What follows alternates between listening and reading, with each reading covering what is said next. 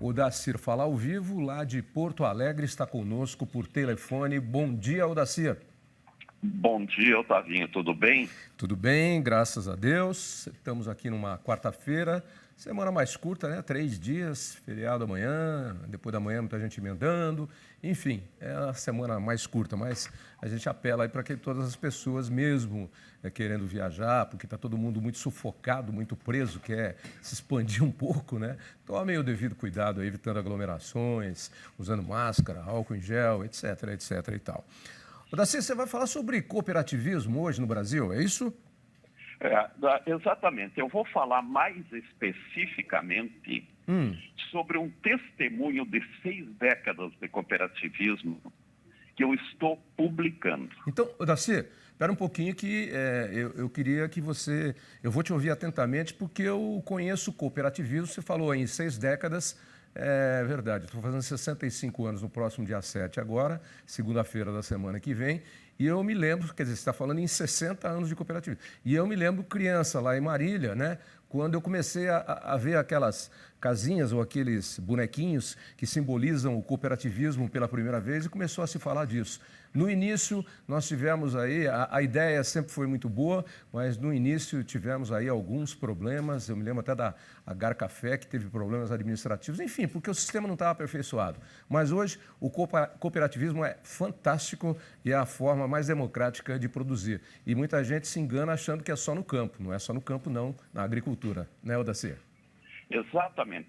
Mas eu estou falando de 6 décadas porque o meu primeiro emprego foi numa cooperativa de suinocultores. Os produtores de suíno entregavam produção na cooperativa, era de toda uma região do estado, e essa cooperativa tinha um frigorífico. Vendia e vendia, industrializava e vendia os produtos em todo o território nacional. Não havia, naquela época, exportação, mas vendia em todo o território nacional, com um mercado muito forte no Rio e São Paulo, inclusive. Essa cooperativa ficava então um bairro da cidade de Getúlio Vargas, que hoje é município, município de Estação. Eu entrei como auxiliar de contabilidade no dia 2 de janeiro de 1961. Faltava um mês e pouco para eu completar 18 anos de idade. Foi meu primeiro emprego. Quando eu completei 60 anos, eu pensei, eu vou escrever sobre isso. Mas também refleti e cheguei à conclusão que escrever sobre a minha trajetória era um pouco de megalomania. Eu decidi escrever sobre o que eu acompanhei de sistema cooperativista nesses 60 anos. E publiquei um livro. O livro está publicado pela editora Aldeia Sul, aqui do Rio Grande do Sul, e com ele eu demonstro o que eu acompanhei. Diversas figuras foram fundamentais para isso, inclusive há um caso de pai e filho que os paulistas principalmente conhecem bem, mas no caso do filho há um reconhecimento mundial. O pai é o Antônio Rodrigues, filho, que era o chamado doutor Antoninho, pai do Roberto Rodrigues. O Antônio Rodrigues Filho foi fundamental para que houvesse a criação da Organização dos Cooperativos Brasileiros, que se juntassem outras entidades e houvesse organização. E ele, que era secretário da Agricultura de São Paulo e foi também vice-governador, era um homem vinculado ao governo, num período de governos autoritários, mas por dentro do governo trabalhava para que nós tivéssemos um cooperativismo independente. O Roberto foi presidente durante a Constituinte, fazendo também um extraordinário trabalho, mas muitas outras figuras se destacaram. Então eu escrevi, e quem não aparece no livro, na verdade, é o Odacir, porque o Odacir conta a história do que acompanhou, desde aquele primeiro momento. Hoje nós temos um movimento organizado com a OCB forte, as organizações estaduais fortes, Frente Parlamentar fortíssima, um SESCOP que foi resultado de uma longa luta jurídica, inclusive, foi conquistado no Legislativo e no judiciário, que julgou a constitucionalidade.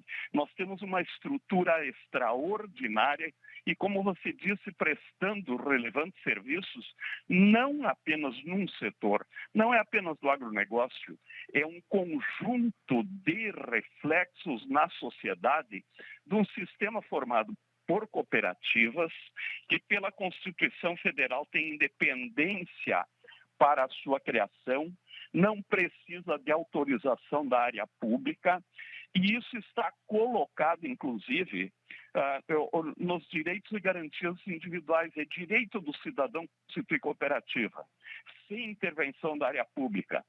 E cooperativas que atuam hoje em 7 ramos diferentes, de uma forma a fazer com que as pessoas possam ser empreendedores, não apenas isoladamente, mas juntando seus esforços numa atividade que produz profundos resultados para quem empreende, para quem trabalha no setor e para a comunidade no geral.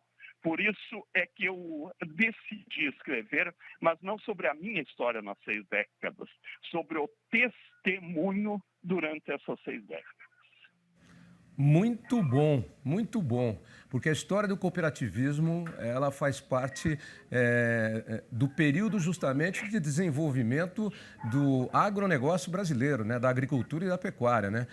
Você escreveu sobre 60 anos de cooperativismo e eu acho que é quando a gente começa o período de transição para chegar até a realidade que nós temos hoje do agronegócio brasileiro. E o pai do nosso querido Roberto Rodrigues, como você citou aí, ele foi a bandeira, o idealizador de tudo isso.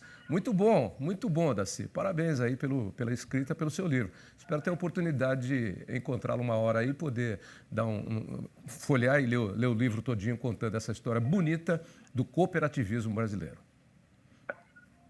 Otavinho, e houve uma figura que, embora não pertencendo ao contexto das cooperativas, e era ministro dos governos daquela época, de governos militares, mas que com postura muito democrática e muito corajosa ajudou neste avanço, que foi o ex-ministro da Agricultura, Luiz Fernando Cisne.